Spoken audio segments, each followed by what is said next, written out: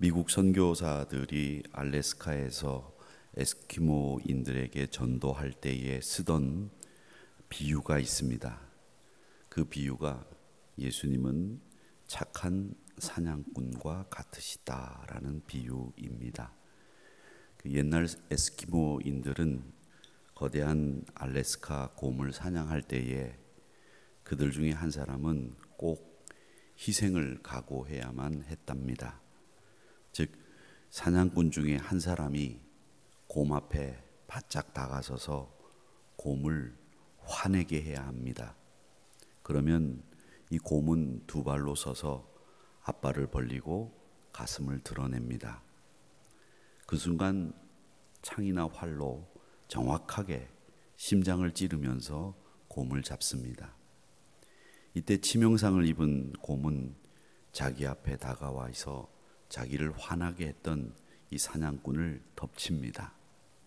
그리고 마지막 발악을 함으로 그 사냥꾼은 여지없이 죽을 수밖에 없습니다. 물론 그 곰도 얼마 못 가서 죽습니다. 이처럼 곰을 잡기 위해서 누군가 자기 목숨을 희생해야 되는 사람이 있어야 했는데 그 사람을 가리켜 에스키모인들은 착한 사냥꾼이라고 불렀습니다. 이 착한 사냥꾼이 에스키모인들에게 예수님을 소개하는 가장 적절한 비유였던 모양입니다. 그래서 이 선교사들은 착한 사냥꾼의 비유를 들어서 예수님을 소개했답니다. 오늘 34절의 말씀에 보니까 나의 하나님, 나의 하나님, 어찌하여 나를 버리셨나이까? 엘리 엘리 라마 사박다니라는 말씀을 하시고 있습니다. 저는 여기서 두 가지 주목해야 될 점이 있다고 생각을 합니다.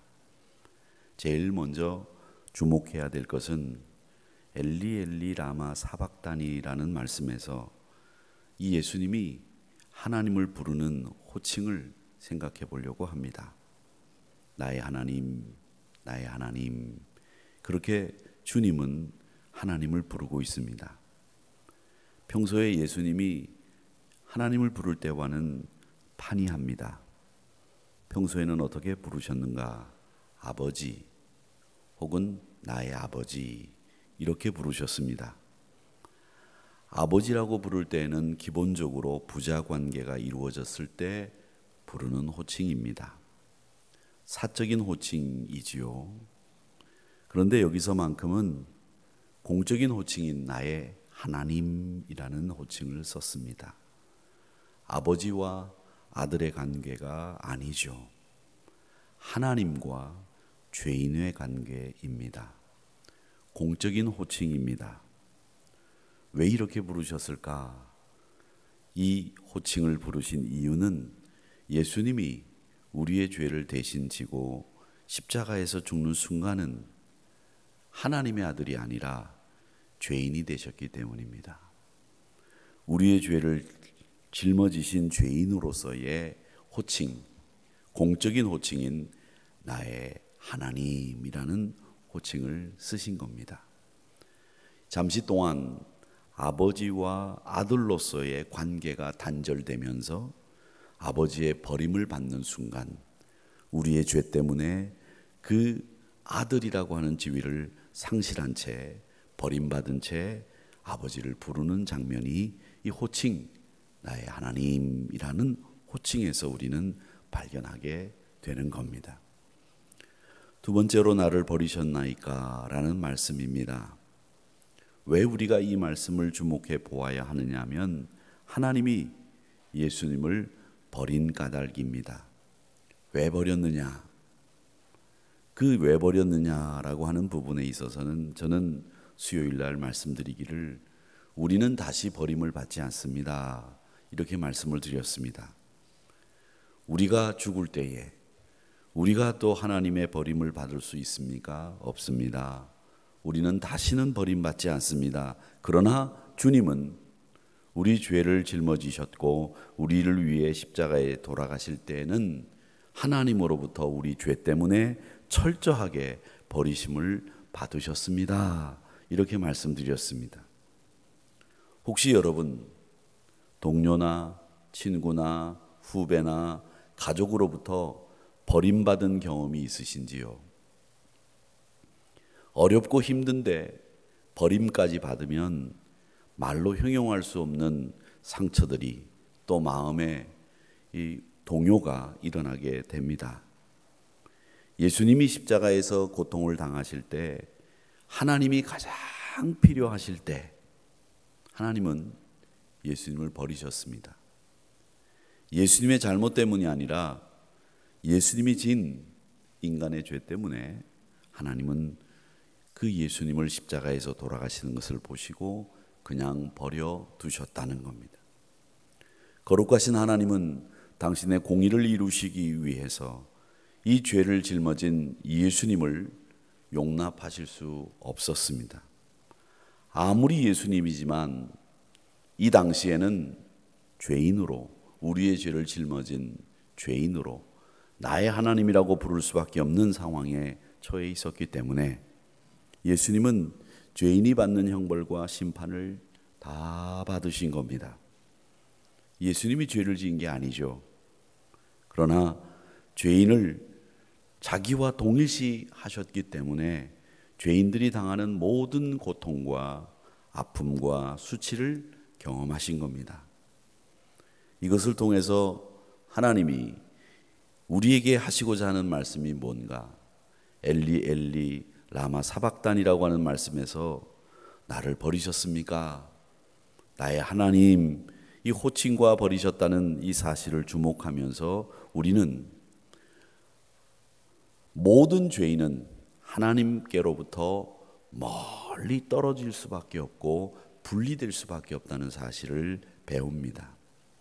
죄는 하나님이 용납하지 않으십니다.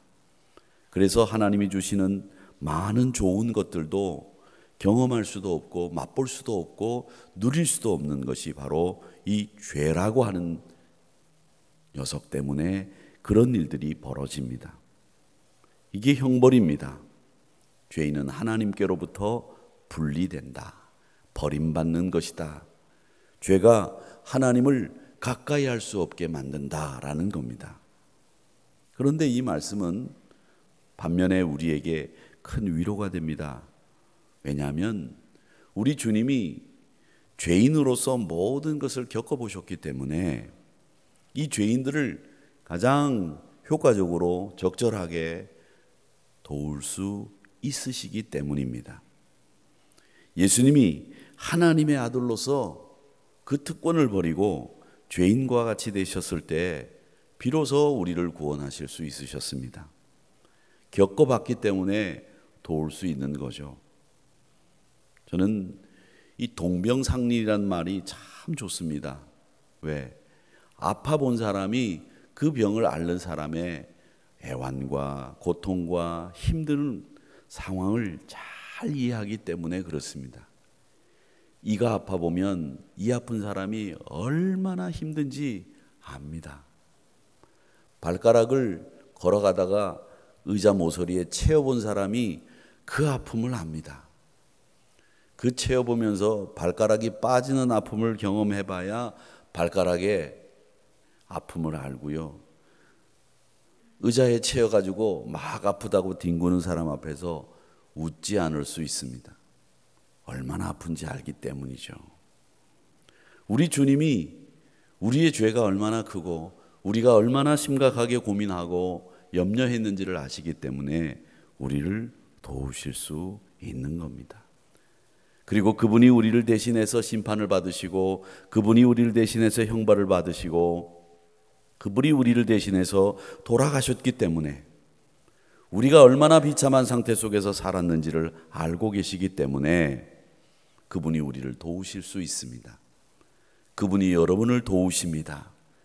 그분이 여러분을 붙잡아 주시고 하나님께로 인도해 주시는 성령 하나님과 함께 우리에게 가장 가까이 계시는 분이 우리 주님이시다라는 것을 잊지 마시기를 바랍니다. 그래서 오늘 38절 말씀에 그것을 상징하는 말씀이 나옵니다. 이에 성소의 휘장이 위로부터 아래까지 찢어져 둘이 되니라.